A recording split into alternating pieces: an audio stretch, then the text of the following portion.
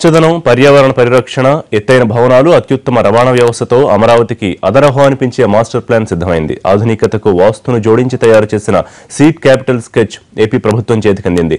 100 ఏళ్ల అవసరాలకు సరిపోయేలా రూపుదిద్దుకున్న మాస్టర్ ప్లాన్లోని విశేషాలు ఇప్పుడు చూద్దాం.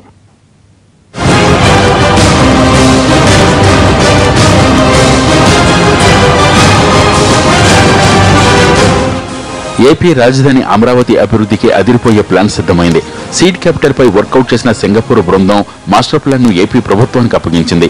సింగపూర్ ప్రభుత్వం ఇచ్చిన 3 దశల మాస్టర్ ప్లాన్ లో seed capital area master plan చివరిది. మొత్తం 4 భాగాలుగా ఈ సీడ్ క్యాపిటల్ సిద్ధమైంది.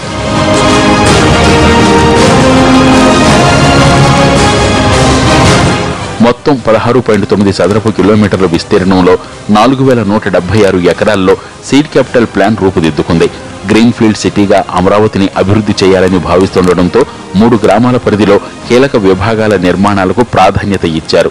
ప్రభుత్వ ఆఫీసులని ఒకే చోట ఉండేలా తుళ్లూరు మండలంలోని లింగాయపాలెంను ప్రభుత్వ కోర్ ఏరియాగా ఖరారు చేశారు. ఇక ఉద్దండరాయనిపాలెంను డౌన్ టౌన్ ఏరియాగా, తాళ్లాయపాలెంను అమరావతి గేట్వేగా డిజైన్ చేశారు. 4వ భాగమైన వాటర్ ఫ్రంట్ ఏరియా కృష్ణానదికి అభిముఖంగా రానుంది.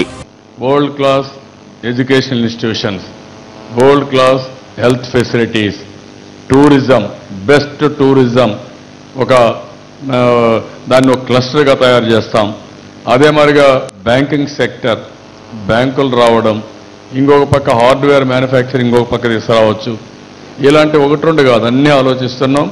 ఇవన్నీ ఆలోచించి వరల్డ్ క్లాస్ కంపెనీస్ రావాలి. మన కంపెనీస్ కూడా ప్రోత్సాహం ఇవ్వాలి. మన లోకల్ ఎంటర్ప్రెన్యూర్స్ భాగస్వాములు కావాలి. ఈ 2 ఇంటిగ్రేట్ చేస్తాం. Will create one of the best. ప్రపంచ శ్రేణి రాజధానికి తగినట్లుగా మౌలిక వసతుల కల్పనపైన మాస్టర్ ప్లాన్ లో స్పష్టత ఇచ్చారు. ఒక మెగా సిటీతో పాటుగా 7 రీజనల్ సెంటర్లు, 7 డెవలపింగ్ కారిడార్లను ప్రతిపాదించారు. పర్యాటక అభివృద్ధి కోసం 250 కిలోమీటర్ల మేర రిలీజియన్ టూరిజం సర్క్యూట్ కు డిజైన్ చేశారు. మొత్తం 40 లక్షల జనాభా ఉండేలా రూపుదిద్దుకున్న కొత్త క్యాపిటల్లో 300 కిలోమీటర్ల మేర బైక్ వాకింగ్ పాత్లను అభివృద్ధి చేస్తారు. 1000 కిలోమీటర్ల మేర ప్రణాళికాబద్ధంగా రోడ్ల నిర్మాణాలు చేపడతారు. 135 కిలోమీటర్ల మేర మెట్రో, హైస్పీడ్ ట్రైన్ ట్రాక్ను నిర్మించనున్నారు. కొత్త రాజధానిలో 2056 నాటికి 56 లక్షల మందికి ఉపాధి అవకాశాలు కల్పించేలా ప్రణాళిక సిద్ధం చేశారు. లంగ్ స్పేస్కి ఎక్కువ ప్రాధాన్యత ఇచ్చాం.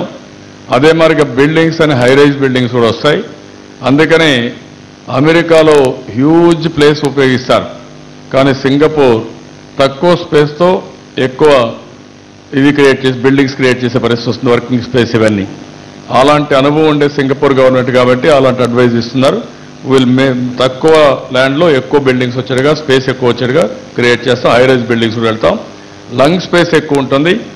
వర్కింగ్ ప్లేస్లకు అన్నిటికీ వీలైనంత వరకు కాలు నడకనే పోయేదానికి కూడా వీలైతే అవి కానీ, one of the best walking paths కానీ, సైకిల్ పాత్ కానీ, అదే మరి ఇంటిగ్రేటెడ్ అర్బన్ ఇన్ఫ్రాస్ట్రక్చర్, మెట్రో, లేకుంటే రైల్, అదే మరి రోడ్, ఇవన్నీ ఏవేవి ఉన్నాయో అన్నీ కూడా ఇన్నోవేటివ్గా తీసుకొచ్చి అవన్నీ ఇంటిగ్రేట్ చేస్తాం.